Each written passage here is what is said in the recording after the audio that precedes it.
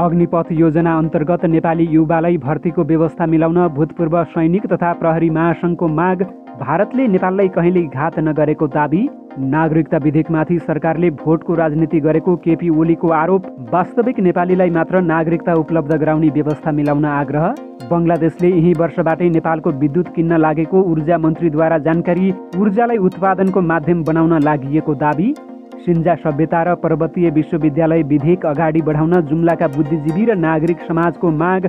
विधेयक पास गर्ने सरकारसँग एकल बहुमत हुँदा पनि यसतर्फ चासो नदिएको आरोप। बेलायती महारानी एलिजाबेथ द्वितीयको अन्त्येष्टिमा सहभागी हुन अमेरिकी राष्ट्रपति बाइडेन बेलायत जाँदै पत्रकार सम्मेलन गरेर दिए जानकारी। र 2 वर्षपछि पहिलो पटक नेपाल र भारतबीच यति गम्भीर विषयमा बैठक बस्दै के कालापानीको समस्या समाधान होला त? यस विषयमा सबै जानकारी। नमस्कार, ग्रेटर नेपाल टिभीले तयार पारेको न्युज अपडेटबाट यहाँलाई हार्दिक स्वागत छ। अब न्युज अपडेट विस्तारमा। संयुक्त भूतपूर्व सैनिक एवं प्रहरी कल्याणकारी महासङ्घ नेपालले भारतीय सेनाको अग्निपथ योजना अन्तर्गत नेपाली युवाहरूलाई भर्तीको व्यवस्था चाँडोभन्दा चाँडो मिलाउनु पर्ने माग गरेको छ। महासङ्घ नेपालका अध्यक्ष कर्णेल धनबहादुर थापाले भारतीय सेनाको अग्निपथ योजनामा नेपाली युवाहरूको सहभागिताको बारेमा सरकारले देखाएको मौनताले भारतीय सेनामा जान चाहने धेरै युवाहरूको चाहनालाई कुठाराघात गरेको टिप्पणी गरेका छन्। शनिबार रिपोर्टर्स क्लब नेपालमा आयोजित पत्रकार सम्मेलनमा बोल्दै उनले राज्यले आफ्नो हितमा भएको कुरा किन लागू नगरेको भन्दै गुनासो पोखेका छन्। राज्यले लिएको नीतिको कारण नेपाली युवाहरू ठूलो मारमा परेको उनको भनाइरहेको छ। महासङ्घ नेपालले सन् 1947मा नेपाल, भारत र बेलायत सरकारबीच भएको त्रिपक्षीय सन्धि अनुरूप हालसम्म भारतीय सेनामा रहेको गोर्खा सैनिकमाथि कुनै प्रकारको विभेद नरहेको पनि स्पष्ट पारेको छ। त्यस्तै महासङ्घ नेपालले भारतले आफ्नो सेना सुदृढीकरण आयोजना अन्तर्गत ल्याएको अग्निपथ योजना कुनै जाति, धर्म, क्षेत्र विशेष या गोर्खा भर्तीमा मात्र केन्द्रित नभई सम्पूर्ण देशभरि नै लागू हुने भारतको सदन र सरकारले पास गरेको राष्ट्रिय योजना भएको जनाएको छ।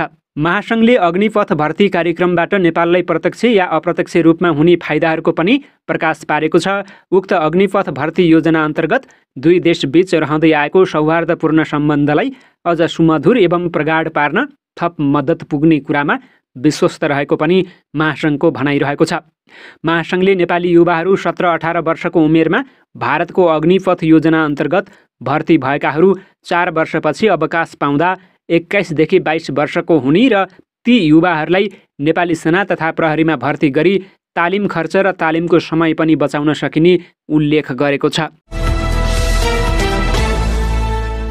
नेकपा एमालेका अध्यक्ष केपी शर्मा ओलीले नागरिकता विधेयकमा सरकारले भोटको राजनीति गर्न खोजेको आरोप लगाएका छन्। विराटनगर विमानस्थलमा शनिबार सञ्चारकर्मीहरूसँगको कुराकानीमा अध्यक्ष ओलीले नागरिकता विधेयकमा गठबन्धनले भ्रम फैलाएको बताएका छन्। सरकार नागरिकता विधेयक प्रतिपक्षले पास गर्न दिएन भनेर विवाद झिकेर जनतामाझ भ्रम फैलाउँदैछ। ओलीले भने सरकारको नियत राम्रो छैन, चुनावको मुखमा भोटको राजनीति गर्न खोज्दैछ। जन्मसिद्ध नागरिकका सन्तानले नागरिकता पाउनुपर्ने ओलीको भनाइरहेको थियो। त्यही अनुसार नागरिकता विधेयक ल्याउनुपर्ने उनले बताएका छन्। यो विधेयक फिर्ता ल्याऊ, जन्मसिद्ध नागरिकका सन्तानले वंशजका आधारमा नागरिकता पाउनेछन् भनेर विधेयक संशोधन गरे तुरुन्त पास हुनेछ, ओलीले भनेका छन्। सरकारले नागरिकता विधेयक पास गर्न नचाहेको ओलीको आरोप रहेको छ। सरकार नागरिकता विधेयक पास गर्न चाहँदैन, अध्यक्ष ओलीले भने। पास नगर्ने, रोकेर राख्ने, तनाव बढाउने, राष्ट्रिय राजनीतिलाई तनाव र द्वन्द्वतर्फ लान खोज्ने र लोकतन्त्रतर्फ होइन भिडन्ततर्फ लाने सोच देखिन्छ, ओलीले भनेका छन्। ऊर्जा मन्त्री पम्फा भुसालले नेपाल सरकारले बङ्गलादेशलाई विद्युत निर्यातका लागि तयारी गरिरहेको बताएकी छन्। आज पत्रकारसँग कुरा गर्दै उनले यसै वर्ष बङ्गलादेशलाई विद्युत निर्यात गरिने बताएकी हुन्। हामीले अहिलेसम्म भारतमा मात्रै विद्युत निर्यात गरेका छौँ, अब बङ्गलादेशमा पनि निर्यात हुँदैछ, मन्त्री भुसालले भनिन्। जलविद्युत उत्पादनमा साझेदारी गर्न सहमति भएको र यसै वर्षदेखि 50 मेगावाट विद्युत बङ्गलादेश जान्छ। ऊर्जालाई उत्पादनको माध्यम बनाउन लागिएको र गरिबीको रेखामुनि रहेका जनतालाई निशुल्क जस्तै रहेको जानकारी दिँदै उनले घरायसी प्रयोजनका लागि मूल्य घटाइएको छ भने कृषि र सिँचाइमा 75% महसुल घटाइएको जानकारी दिएकी छन्। जुम्लाका बुद्धिजीवी र नागरिक समाजले सिन्जा सभ्यता र पर्वतीय विश्वविद्यालय विधेयक अगाडि बढाउन प्रदेश सरकारसँग माग गरेका छन्। उनीहरूले कर्णाली प्रदेशका मुख्यमन्त्री जीवनबहादुर शाही समक्ष शनिबार जुम्लामा ज्ञापन पत्र बुझाउँदै कर्णालीको अस्तित्वसँग जोडिएका दुवै विधेयक अगाडि बढाउन आग्रह गरेका हुन्। विधेयकलाई आफैले अगाडि बढाउने एकल अधिकार प्रदेश सरकारसँग हुँदा पनि सदनमा लैजानेतर्फ प्रदेश सरकारले चासो नदिएको भन्दै ज्ञापन पत्र मार्फत ती विधेयक छिटो पारित गर्न माग गरिएको बुद्धिजीवी एवं जुम्लाका सहायक क्याम्पस प्रमुख प्रकाश खत्रीले जानकारी दिएका छन्। सिन्जा सभ्यता विकास तथा संरक्षण विधेयकले कर्णाली सहित सिङ्गो नेपालकै संस्कृति, सभ्यता, भाषा, कला र साहित्यको नेतृत्व गर्दछ। बुद्धिजीवी खत्रीले भने यसको संरक्षण र विकासका लागि संरचना र संयन्त्र बनाउन सरकारले ढिलो गर्नु हुँदैन। अमेरिकी राष्ट्रपति जो बाइडेन बेलायतकी महारानी एलिजाबेथ द्वितीयको अन्त्येष्टिमा सहभागी हुनुहुने भएको छ। पत्रकारहरूसँगको जिज्ञासाको जवाफमा अमेरिकी राष्ट्रपतिले महारानीको अन्त्येष्टिमा सहभागी हुने घोषणा गर्नुभएको हो। बेलायतका राजा चार्ल्स तृतीयसँग आफूले हालसम्म कुराकानी नगरेको उहाँले बताउनु भएको छ।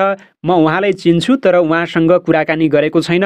मैले उहाँलाई अहिलेसम्म फोन पनि गरेको छैन। राष्ट्रपतिसँगै औपचारिक प्रतिनिधि मण्डल पनि लन्डन जाने सम्भावना रहेको अमेरिकी प्रसारक संस्था केबल न्युज नेटवर्कले जनाएको छ।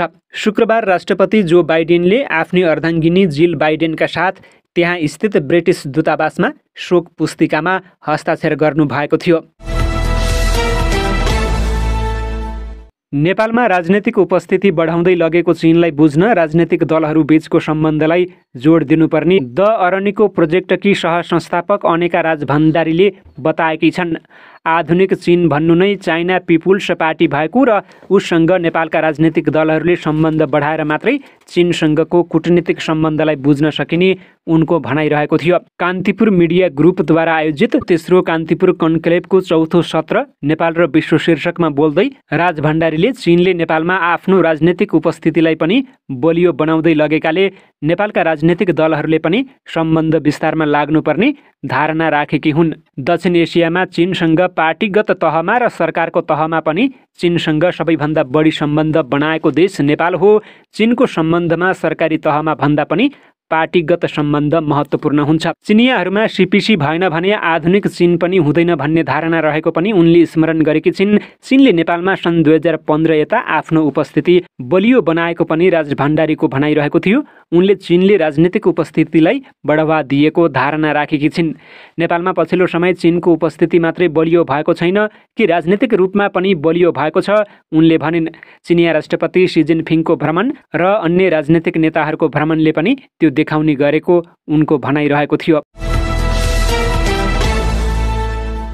नेपाल र भारतका परराष्ट्र सचिव बीच 2 वर्षपछि औपचारिक वार्ता हुने भएको छ। परराष्ट्र सचिव भरतराज पौडेल र उनका भारतीय समकक्षी विनय मोहन क्वात्रा बीच 28 भदौमा दिल्लीमा औपचारिक वार्ता हुँदैछ। नेपाल र भारतका परराष्ट्र मन्त्रालयले शुक्रबार एकैसाथ परराष्ट्र सचिवको भारत भ्रमण र 2 सचिव बीच औपचारिक वार्ताको समय तालिका सार्वजनिक गरेका हुन्। परराष्ट्र सचिव पौडेल 28 भदौमा दिल्ली जाने र 30 भदौमा स्वदेश फर्कने मन्त्रालयले जनाएको छ। भारतीय विदेश मन्त्रालयद्वारा जारी विज्ञप्ति अनुसार भेटवार्तामा पछिल्लो पटक भारतीय प्रधानमन्त्री नरेन्द्र मोदीको नेपाल भ्रमण र प्रधानमन्त्री शेरबहादुर देउवाको भारत भ्रमणमा भएका सहमति कार्यान्वयनबारे छलफल हुनेछ। विगतका सहमतिको पुनरावलोकन समेत हुने विदेश मन्त्रालयले जनाएको छ।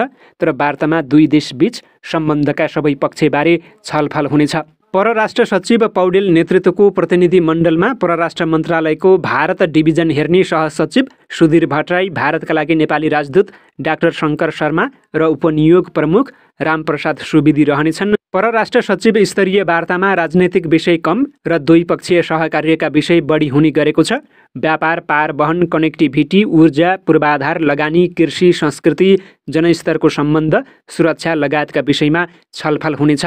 पौडेल परराष्ट्र सचिव भएपछि पहिलो पटक उनको यो औपचारिक भ्रमण हो। यसअघि उनी प्रधानमन्त्री र परराष्ट्र मन्त्री नेतृत्वको प्रतिनिधि मण्डलका सदस्यका रूपमा भारत गएका छन्। भारतीय विदेश सचिव क्वात्राको निमन्त्रणामा जान लागेका उनले भारतको राजनीतिक नेतृत्वसँग भेटवार्ताबारे परराष्ट्रले जानकारी दिएको छैन। दुई देशबीच सहकार्यका सबै विषयमा छलफल हुने परराष्ट्रले जनाएको छ। तत्कालीन परराष्ट्र मन्त्री प्रदीप गेवाली र भारतीय विदेश मन्त्री डाक्टर एस जयशङ्करले आफ्ना मुलुकको प्रतिनिधिमण्डलको नेतृत्व गरेका थिए। 2 वर्षअघि परराष्ट्र सचिव स्तरीय बैठकमा सहभागी हुन भारतबाट विदेश सचिव हर्षवर्धन श्रृङ्गला नेपाल आएका थिए। श्रृङ्गलाले अवकाश पाएपछि विदेश सचिव भएका क्वात्रा र नेपाली समकक्षबीच पहिलो पटक दिल्लीमा औपचारिक वार्ता हुन लागेको हो। 2 वर्षअघिको वार्तामा नेपालका लागि भारतीय राजदूतका रूपमा क्वात्रा सहभागी भएका थिए। यसपटक परराष्ट्र सचिव स्तरीय बैठकपछि संयुक्त आयोगको 7औं बैठक हुने अझै सुनिश्चित छैन। नेपालमा निर्वाचनपछि मात्रै संयुक्त आयोगको बैठक बस्ने परराष्ट्रका अधिकारीहरूको भनाइरहेको छ। कूटनीतिक स्रोतका अनुसार परराष्ट्र सचिव स्तरीय बैठकमा दुई देशबीच सिमानाका विषय औपचारिकताका लागि उठे पनि विस्तृतमा छलफल हुने छैन। कालापानी, लिपुलेक र लिम्पियाधुरा सीमाका विषयमा मात्रै केन्द्रित भएर बैठक गर्न भारत तयार नभएका कारण यसपटकको भ्रमणमा सहकार्यका क्षेत्रहरूको पुनरावलोकन हुनेछ। चीनले चन्द्रमामा नयाँ खनिज पदार्थ पत्ता लगाएको छ। चिनिया वैज्ञानिकहरूले नयाँ खनिज पदार्थ पत्ता लगाएको शुक्रबार घोषणा गरेका छन्। चाङ्गेसाइट वाई नाम दिएको खनिज पदार्थ 10 माइक्रोन अर्धव्यासको रहेको उल्लेख रहेको छ। चिनिया अधिकारीले नयाँ खनिज पदार्थ रहेको पुष्टि गरेका छन्। यो चन्द्रमामा फेला परेको 6औं नयाँ खनिज पदार्थ हो। चीन चन्द्रमामा खनिज पदार्थ पत्ता लगाउने दोस्रो देश भएको छ।